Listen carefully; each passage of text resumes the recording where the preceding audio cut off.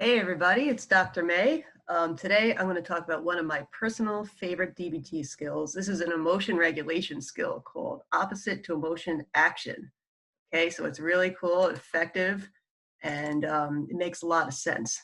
Okay, so let's do a quick review of what emotion regulation is. Okay, so this module is all about learning to deal with our emotions better. So chances are, if you made it to DBT, you're probably struggling with your emotions a little bit. Maybe they're too intense, maybe you're too cut off from them, maybe they're driving the bus, so to speak, and they're kind of ruling your world a little too much. So the skills in this module teach us how to manage them better so that all the other things in our life start to fall into place.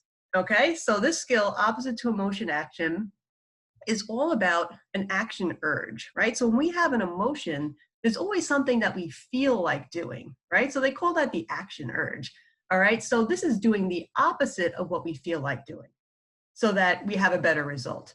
And when we do that, it actually makes the emotion less, right? So when we act with an emotion, the emotion gets bigger and bigger. But when we act opposite to the emotion starts to get smaller and smaller. Okay? So that's the whole idea behind it. So it's about tuning into what you're feeling, identifying it, identifying what your urge is, what the urge is telling you to do, and doing something that's the opposite. Okay? All right, so we're going to go emotion by emotion and talk about how this works. All right, so first emotion we'll talk about is fear. Okay, so have you ever heard of fight or flight? Right? So a lot of times when we're afraid, we feel like running away from something, right? We see a big tiger in the woods, we go, I'm getting out of here. Whoa, holy crap, I'm going to save myself by scooting, right? I'm going to run away like that guy in the picture here. Okay, so we want to usually avoid the situation. Maybe if we're afraid of a feeling, we try to avoid the feeling. If we're concerned about an uncomfortable interaction with a person, maybe we're avoiding that person, kind of making excuses, not returning their texts or calls. All right, so fear is a lot of times about avoiding, okay? So as you see here, running away is part of it, defending ourselves, hunching our shoulders. Okay, so just so you know, these skills also are talking about body language, right? So if you do body language that has to do with fear, it also increases your fear. So part of the opposite action is to shift your body language to something opposite. So you're going to do something opposite and also, act the part, like physically embody something that's the opposite. Okay. So the opposite action, instead of running away, would be to face your fears. Okay. In that picture, it's a little hard to see, but that thing on the left is actually a snake. And the bird is staring at the snake and he's just kind of looking at him like, okay, buddy, yeah, I'm afraid of you. Okay, sure. Right. So it's facing up to it. Now, we're not saying, face up to something that's actually dangerous. Like if my house is on fire and I'm afraid of the fire, I shouldn't just walk in there unequipped and confront my fear of the fire. Okay. But sometimes things are not like actually dangerous, and it's taking away from our living our life fully because we're avoiding things that we're afraid of instead of dealing with it. Okay, so obviously make a wise mind choice about how you're using this skill. So approach what you fear. Try to do what you've been avoiding. Sometimes it's not as bad as you think once you do it, and then you can stop being afraid about it. Okay, instead of hunching your shoulders, you're going to stand tall, like act the part of being a little less afraid, a little more confident, and do this over and over so you can build more control and mastery. So if you deal with your fears through opposite action on a regular basis, the fear may start to fall away. Okay, so practice makes perfect, so this. All right, so anger. Oh, this is a big one. So think about what you feel like doing when you're angry. Probably getting up in someone's face and telling them what it's like. Maybe fighting with them, arguing with them, insulting them, judging them, sabotaging them in some way, revenge, right? So anger in a lot of ways is an approach emotion, right? Fight or flight, well, this is the fight. So when there's a threat, this is one way of handling it, okay? So the opposite of that, instead of moving forward and getting up in someone's face, you're going to start to gently pull away and avoid, right? One of the popular anger management skills you probably heard about is just walk away, right? So in a sense, that's kind of like an opposite action, right? So instead of approaching somebody to fight, you're going to just kind of walk away and allow yourself to cool down. Okay. And you don't have to do this in a nasty way. You could just kind of gently avoid the person. Sometimes you just need a little space, and that's, will help you get back into wise mind again, so you're not ruled by your anger. Sometimes it can help to distract yourself from your anger, and that helps you give a break from it. Because sometimes even when you walk away, your mind doesn't walk away. And instead of yelling, which is kind of an angry thing to do, we could do the opposite by using a calm voice if we do have to talk to the person. So, I mean, sometimes it's not really practical or appropriate to walk away. Like if you're at work and you have to deal with somebody, you can't always just avoid that person. Maybe they're your boss or your coworker. So try to act the opposite of what you're feeling by, trying to be kind to them, trying to validate using a soft voice. All right. So that's, the other option. Okay. Next, disgust. Okay. So why do we have disgust? It's actually kind of a self-preservation thing, because when we feel disgust about things like rotten food, it's kind of helping protect us, right? Because we ate rotten food or like poisonous things, we would probably die, right? So disgust is a kind of evolutionary feeling that we have that kind of protects us from things that are potentially poisonous or dangerous, okay? But sometimes we feel disgust about things that aren't dangerous, maybe because they remind us of something, or just because of our own, kind of feelings about it. All right. So emotion action, all right, with disgust is to kind of avoid it. Maybe attacking the object of disgust, even just trying to make it go away, just cleaning it. If it's a disgusting area, trying to disinfect it, taking away the poisonous or the germy aspects of disgust. Okay. So if you feel disgusted by disgusting green drinks or something, maybe you'll just throw it away or spill it down the sink. All right. If you're disgusted by some, drool on the table or something like that from another patient, which happens at my hospital, by the way, someone needs to get some Decide wipes and clean that up. All right. So that's what you do if it's an emotion action, problem solving kind of thing. Opposite action. Let's say you're disgusted by something, but it's not actually dangerous or poisonous. So like the guy on the right, you might go, oh God, that's disgusting. Look at his face. Oh, I'm not going to deal with that guy. Right. But what if he's like a really nice person? And, it's just your emotional mind reaction to him, but it's, it's worth actually trying to overcome the disgust to deal with that person. Right. So if you want to overcome the disgust because it's not actually that dangerous, do the opposite action. So instead of, let's say, avoiding that guy with a, disfigured face, maybe move close to him or gently start to approach the person. Instead of like trying to push him away by being like, oh God, be kind, validate what it might be like to be somebody in that position. And that kind of helps ease the disgust. Okay, so if you're trying to overcome it, these are some tips you could try. Envy. Okay, so we're into some emotional definitions right now. So this is envy. The next slide is going to be jealousy. So envy and jealousy are often confused, and people interchange them, but they're actually a little bit different. So we're just going to stick with envy for now. So envy is when we lack a desired attribute enjoyed by another. So if someone has money and I don't, I might envy them. Or if somebody's really successful and I'm not, I might envy them. Or if they seem happy all the time and I feel really miserable, I might envy them. So they have something that I don't have, and it's really hard for me to deal with that inequality. Okay.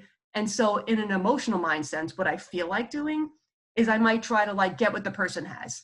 Like if the person has money and I really want it, maybe if I'm, uninhibited enough, I would try to steal their money. Or maybe I try to sabotage it for them. In my hospital, let's say someone's getting discharged and I'm not, and I'm envious of that person. Maybe I'll try to do something to screw them up so they won't get discharged. So if I can't have it, you can't have it either. That's an envy kind of a thought. Okay. Or maybe like it's so painful for me to see what this person has that I actually try to avoid them because I just can't even, deal with the feeling. Or I might actually be mean to them to kind of like destroy them and make them unhappy and, kind of make them miserable. So they're kind of on an equal plane with me. All right. So all these are emotion actions for envy. Opposite action, count your blessings. Instead of thinking that happiness can only happen if I have that thing that the other person has, remember that happiness is still possible even in this moment with exactly what I have. Okay. Another thing I could do is to imagine how it makes sense that the person has this thing that I really want. So if the person's getting discharged from the hospital, maybe I could think, well, what did this person do to get to the place where he's getting discharged? Did he really work on himself? Did he decide to take his medication as prescribed every day? Did he participate in his groups and try to use the skills people were telling him? Maybe it makes sense that this person's being discharged. And maybe I could even start to do those things too. Okay. Another thing is to not exaggerate others' worth or value. So even though you really think it's great to have what that person has, maybe that's not always the ticket to happiness. Like maybe it's very nice to have a lot of money, but I could be happy with exactly what I have too. Maybe I do have enough. Or maybe I'm envious of somebody who's really skinny. And I think that that's the ticket to happiness. But maybe even skinny people could be sad too, right? They could suffer too. Maybe that's not, as worth it as I thought. Okay, so you got to have a balanced view about it, just instead of idealizing that thing that you're envying. Okay, hope that makes sense to you guys. So next, jealousy. Okay, so this is different from envy because it's when something we already possess, usually a relationship, is being threatened by a third person. So envy is about when we don't have something but someone else has it. This is when we have the thing, but we're afraid we're going to lose it. Okay, does that make sense? And again, jealousy is usually about relationships. So if you look at the left picture where it says emotion action, right? So if you're in a relationship, let's say I have a boyfriend and my boyfriend starts talking to some other girl. So I might be jealous of the fact that he's talking to this girl because I'm afraid I'm going to lose him to this third party. See how jealousy works, right? So that's when people start getting possessive. They start trying to say, well, if I can't trust him, I'm going to tell him not to go out or not to hang out with his friends or not to talk to other women or to text me wherever he's going so I can monitor what he's doing, right? So see how that is? Like, so I'm trying to prevent that third party from taking away this person that I feel like is mine, all right? So that's kind of how jealousy turns sour, okay? So if it's becoming a problem for you, especially in your relationship, and you want to do the opposite action, this is what you got to do.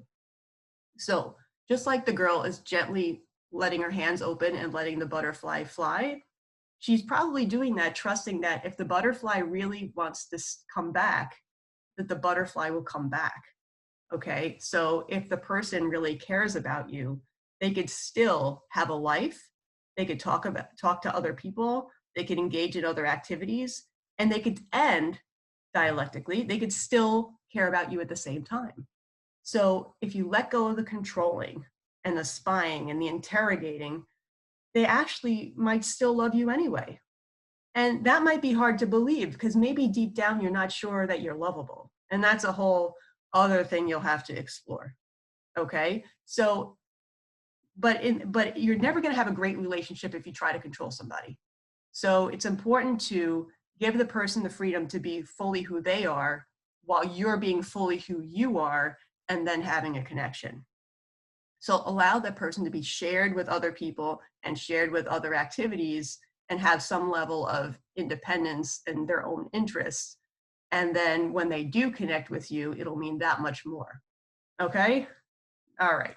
Well, more about that stuff in interpersonal effectiveness. But anyway, okay, so love. All right, so more interpersonally related emotions, right? So love is another approach emotion.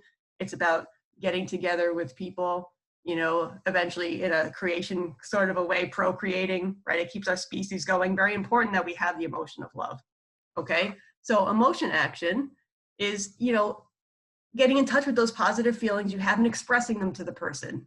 Maybe wanting to be with the person because it's an approach emotion, spending time together, sexual activity if that's appropriate, physical affection, all that kind of stuff. So it's a getting together.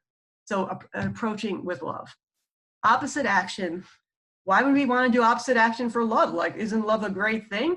All right, so every emotion, has different sides to it, even things that seem positive like love. So let's say you're in a situation where you still really love a person, but the person doesn't love you back. Maybe things shifted in your relationship and it's becoming like a one-sided thing and you're putting so much more into it than the other person. Or maybe the other person broke up with you and you're still not over it. You still really love the person, you wish you would be back together, but on some level it's over, but it's hard to shut off the feeling. All right, so this is when we might need opposite action for love. Okay, this is painful, it really is. Okay, but if you keep pursuing the person when it's over, you're kind of like stalking them, and you're also preventing yourself from moving on and perhaps finding someone that really can return the love.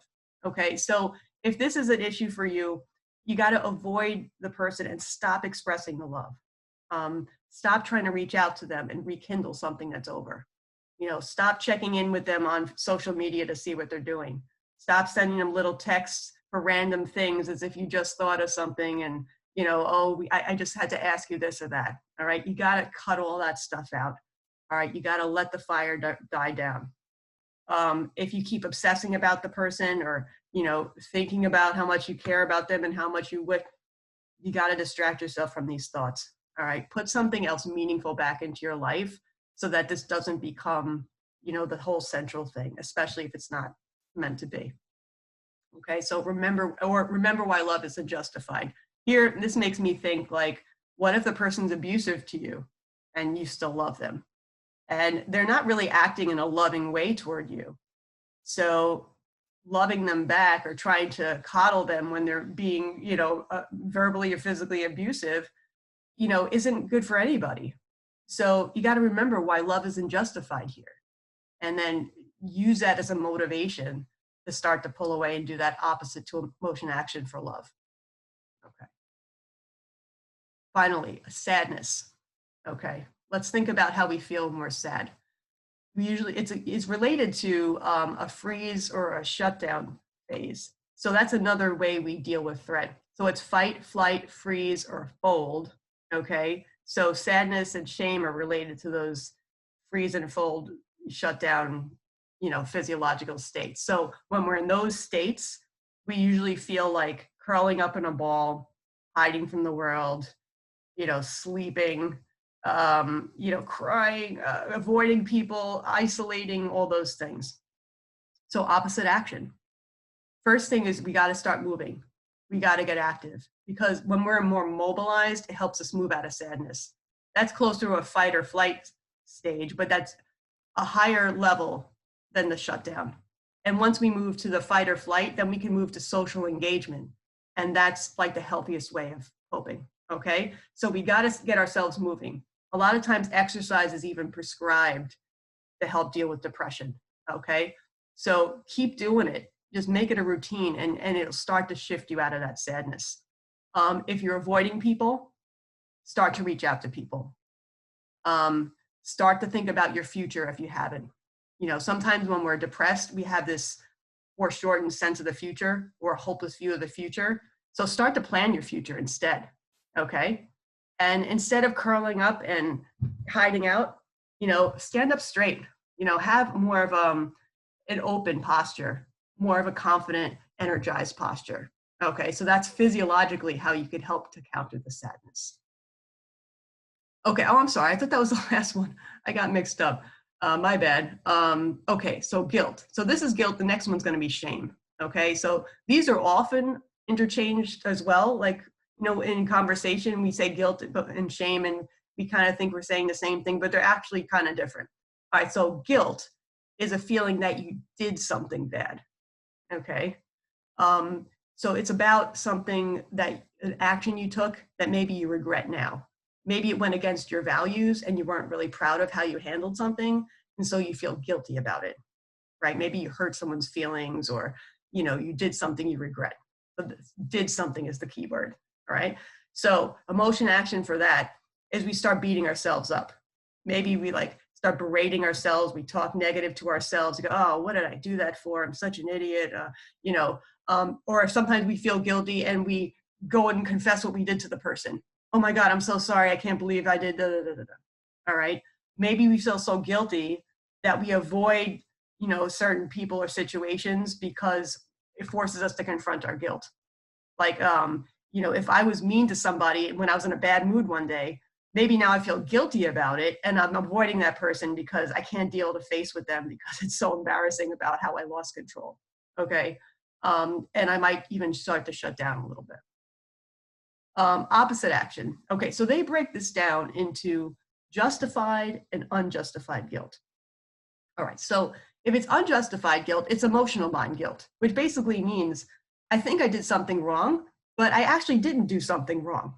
So sometimes, you know, based on, excuse me, what people have told me before, or maybe based on what I'm telling myself, I think it's a wrong thing. So like this woman in the picture is eating some chocolate. And so maybe my emotional mind is telling me, ooh, you did a bad thing. You shouldn't be eating sweets. You know, eating sweets is bad. Ooh, oh, you should feel guilty about that. But objectively speaking, eating some chocolate isn't really wrong. I mean, maybe it's a little against my diet, but I don't have to get all bent out of shape about it, right? So, all right, maybe I'll eat chocolate once in a while. So the opposite action would be just do that thing. You know, maybe you were trying to help somebody and the person got mad at you because they didn't want to be helped. And you're like, oh my God, I did something wrong. But maybe you weren't. Maybe you just try to be nice, you know? So don't stop helping people. Still help people, okay? Maybe not that person, but keep doing it, okay? So if it's objectively not really wrong, it's okay to, you know, to keep up with it, all right? If the guilt is justified, it basically means like, yeah, you screwed up, okay? You made a mistake, like we all make a mistake. So what do? Instead of avoiding the person, just try to face up to it, say you're sorry, if it's appropriate, or make amends if it's appropriate, right? Maybe you did something while you were in emotional mind one time, or while you were addicted in the past. Like this is about the making amends part of steps 8 and 9. You know, try to make amends, say you're sorry, and then you can just clear the air and move on, okay? Harping on the guilt over and over again is just going to make life worse. All right. So if that's the case, you know, just try to move through it. Do what you got to do. All right. Okay. So next, shame. Okay. So again, guilt and shame are often mixed up. So guilt again is about something you feel like you did wrong. Shame is when you start to feel that I am wrong. Me as a person are wrong. I'm bad. I'm a bad person. Something's really deeply wrong with me. And I'm the only one who feels this way. I'm the only one who's going through this. And so therefore, it really makes me isolated and unworthy of connection, okay? If you want to learn more about shame, Brene Brown is a great person to read or to watch on YouTube. All right, so just wanted to stick that in there. All right, so emotion action, shame is related to the, you know, the shutdown stage of your threat response. So you tend to want to bury yourself in a hole, you know, pull the covers over your head, kind of hide from the world, withdraw. You have the body language of the guy here, like you want to cover your face. Even babies cover their face when they're shameful or embarrassed, right? And then you start beating yourself up. You know, you're afraid other people are going to attack you because maybe you were, and now you start doing it to yourself. God, what's the matter with me? I'm such an idiot. There's something wrong, right? So we start in with that kind of self-talk. So that's when we go with the emotion of shame, emotion action. Opposite action, right? So shame survives in secrecy.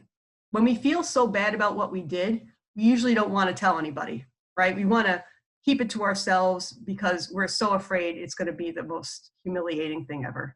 So the opposite would therefore be to share what you're ashamed about with somebody you trust. All right, keyword is someone you trust. All right, maybe a trusted therapist or friend, or, you know, someone in your family that, you know, you feel comfortable with.